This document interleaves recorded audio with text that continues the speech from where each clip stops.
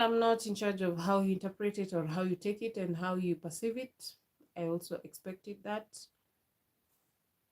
kindness from you. And this is for entertainment purposes only. Yeah. So last week we talked about, or I talked about uh, the series that had gotten the waves of entertainment about the polygamists, and talked about how it affects, like, it's, we do say art is a mirror of the society. So most of the things I can say personally, and as an African, we can relate about that story one way or another, or we have seen it happen throughout time, even as entertainment, as the news, the local news. And truth be told, it really, one way or another, it affects you if you watch it, and you can even relate about it, you can even get emotional about it, because hey, it was a hard pill to swallow to some people, and also like a reminder, or going back hmm, memory lane about things maybe you experience, or the trauma side that you hid or try to hide much deeper from the childhood issues. Today we're going to talk about state of affairs. When we are on, no, that's going to be my catchphrase. Phrase. Well, state of affairs in our homes, in our work places, in relationship places, and also as a society. Currently, again, weather girl. We are supposed, here in Kenya, it's supposed to be summer, sunny, good weather to swim, for those who sunbathe or tan. And it has decided, just as we get in the middle of the month, it's freezing excessively. And then we're given the warning about El Nino happening from October to December. I'll be waiting to see, because every time, funny thing, state of affairs number one, our meteorological department, I don't know if it's the machines that are broken, or the weather plays games, because every time they tell us something is going to happen, it doesn't happen. uh or can happen after. If they say it's going to happen from for this week, it happens like a month later.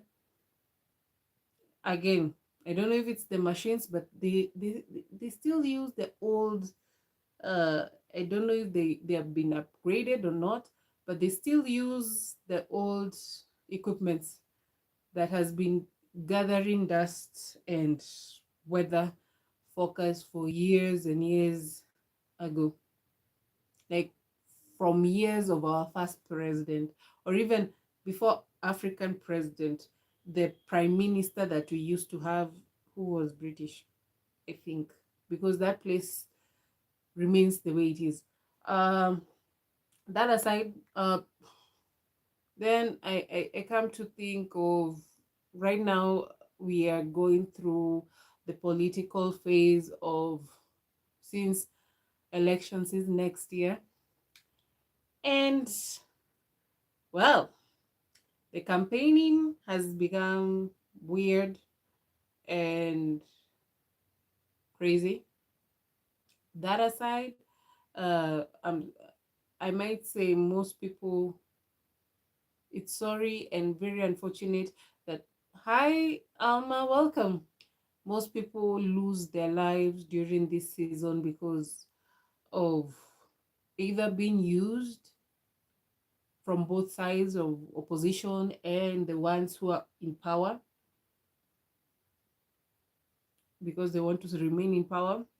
And then for those who want to gain attraction or attractions to be elected. And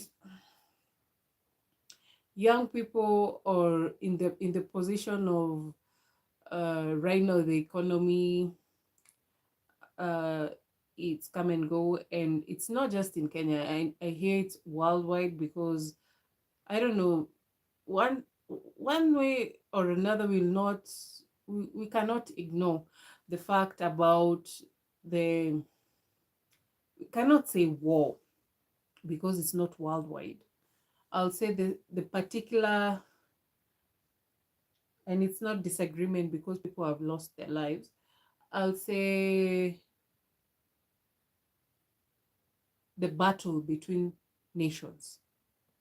Whew, got that well.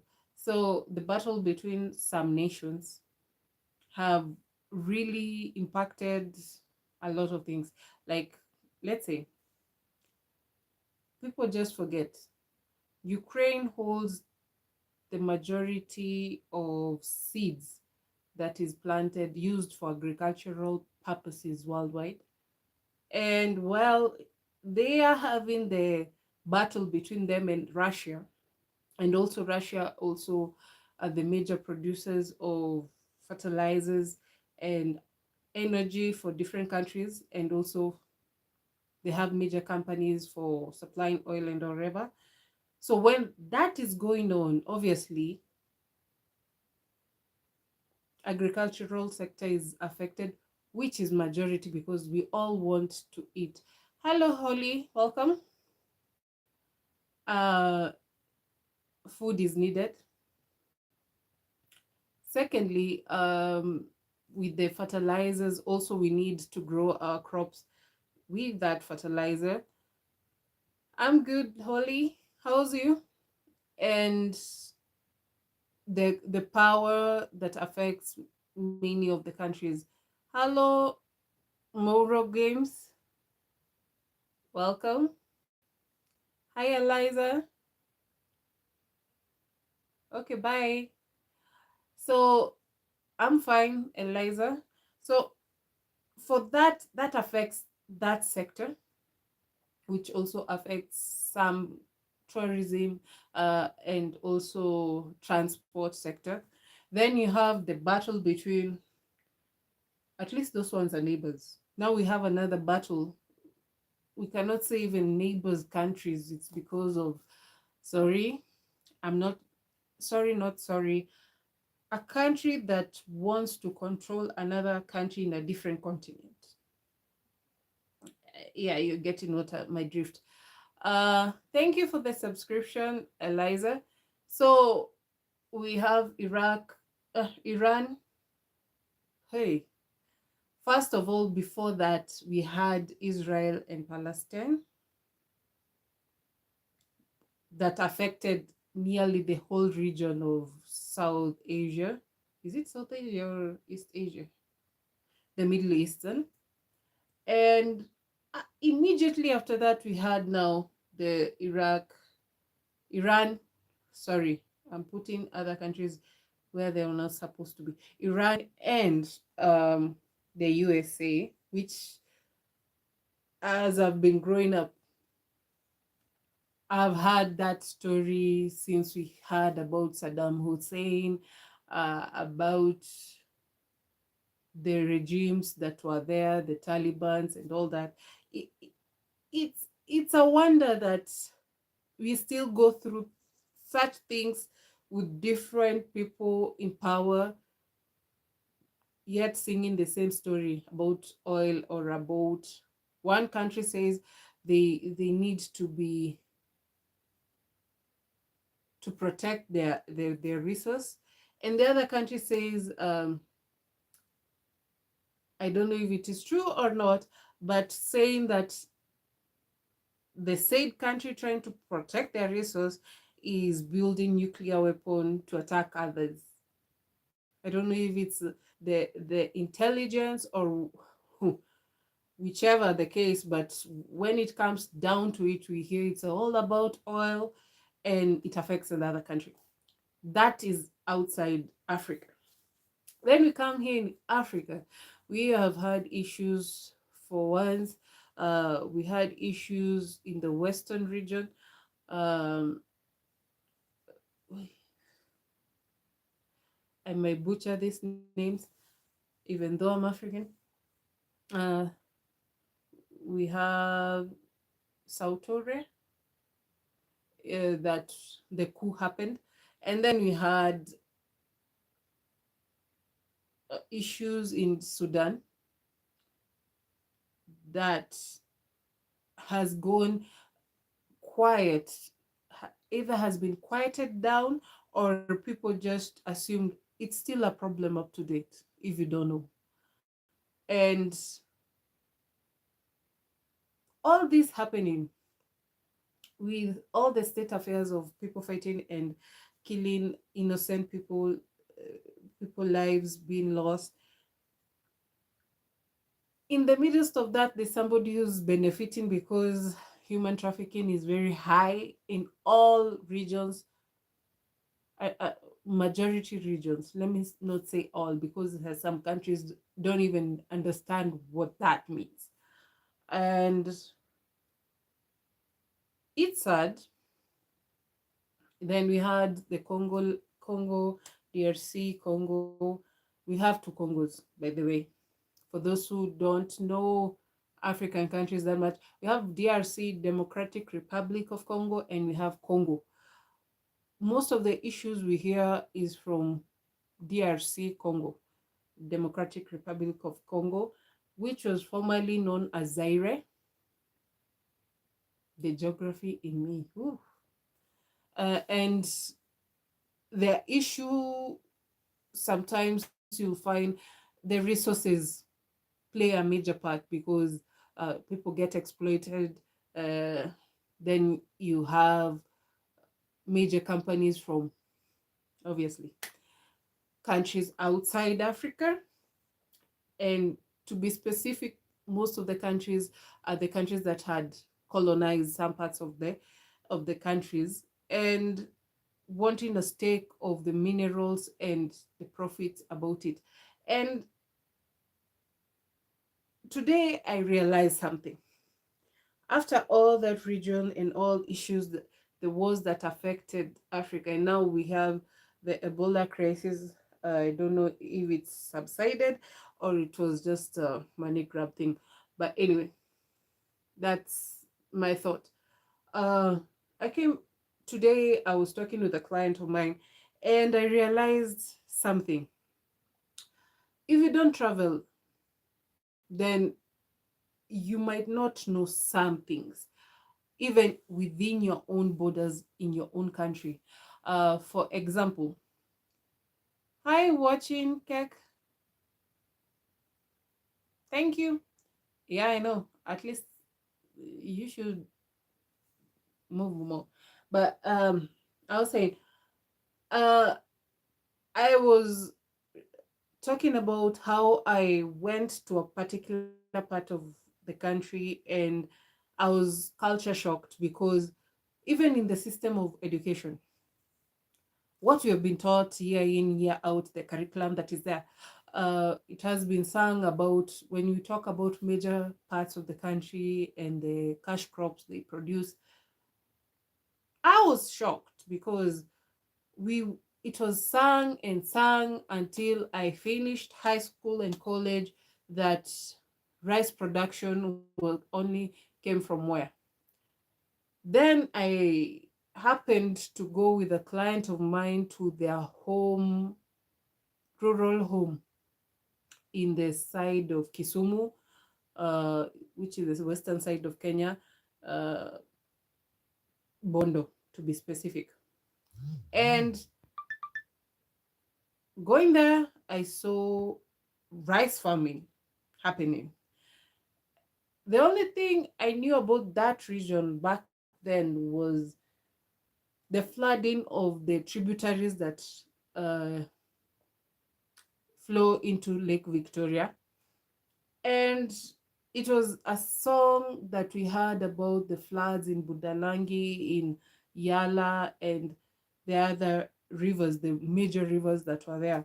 But nowhere we were told they also have rice farming that also helps about the flooding effects of the overflowing of the rivers. Then I'm like, huh, because I saw it with my eyes, and that was a culture shock for me. And also now I'm wondering, if you really travel around your own country, you might find the things that you have gotten educated, it's just the tip. And sorry to say, even if they revise the education system, it doesn't still go deep. I have not heard, even my sister is the one who finished high school just the other day. She has not, except some things they tell us that were not taught to us. Then you're realizing what they were taught is not the same thing that you were taught, and what you were taught is not the same thing they were taught. So there's just, it's not capturing everything. And how about your country? Do you learn everything and anything about your own country until maybe you learn about it when you're grown up and you're wondering, huh, how come that was not pointed out when I was in school? It's a big wonder. For us, when we talked about our capital city, Nairobi, they talked about the the naming of the word Nairobi means cool waters. I doubt that. They say it's a translation from Maasai language, but no. But anyway, maybe misinterpretation, just like our mountain Kenya, Mount Kenya was called Mount Kirinyaga or Kianyaga, and the colonials called it Kenya because they could not pronounce it Kianyaga, which means where God dwells. Anyway, so about Nairobi, it was called the Cool Waters. Uh, to some point, we were also told it was a swamp, and to people now, most of them don't know it was a swamp. They realize about it during flooding or heavy rains, because one, uh, the soil in Nairobi is clay, so that majority of the places, not all of them, some places are loam soil, some places are red soil, some places are black cotton, which is a major disaster that happens to be mostly in nearly all regions of Kenya, and not so favorable with the building industry, because once it's wet, it swells up, and once it's dry, it shrinks up. So that warping, swelling, and shrinking makes cracks on buildings. I digress, but that's an information that you now know. Uh, so majority of the parts of Nairobi is clay soil because it was cool waters or swampy to others. And now it comes, when you're looking at it, like if you're traveling back and forth, like what I do when I go to work, because most of the days of the week I go to work in the Nairobi area, and it hits me every single time I look at the roads that are built, and disappointment happens. Well, contracts given to roads mostly might be given to recognized contractors that have done the courses of building industry and road works and public works, but some minor roads get the attention taken to people who have done business, which is sad because you need to put professionals where they belong for things to work as they should. So once you're given to a business person who doesn't understand how to lay groundwork, how to lay foundation, how to lay drainage systems, and then you find, oh yeah, it's just layering the tarmac and painting it, the markings on the roads, and you're done. And then they commission the road, and then you find it happens to rain heavily, and the water decides, I am Mother Nature, I used to move here, but you've created a space for me to move, so I'll use it. And then you find the roads are flooded. So who are you going to blame?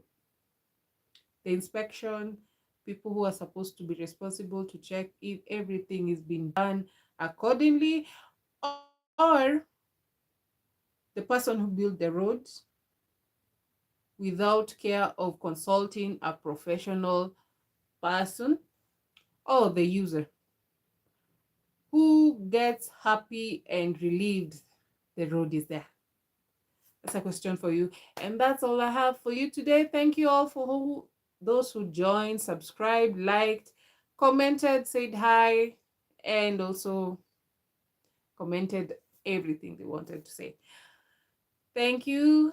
And if you can answer that question, again, I repeat, what do you learn about your own country uh, as an adult that you never learned about it in school? And secondly, who do you blame if something, uh, especially roads, doesn't work as it should be? Is it the person who built it, or the person who was supposed to check, inspect it, that it was built the right way, or the person who uses it and is just grateful that they have that road set? Have a good night. Until next Tuesday. Bye bye bye bye. Bye bye bye bye.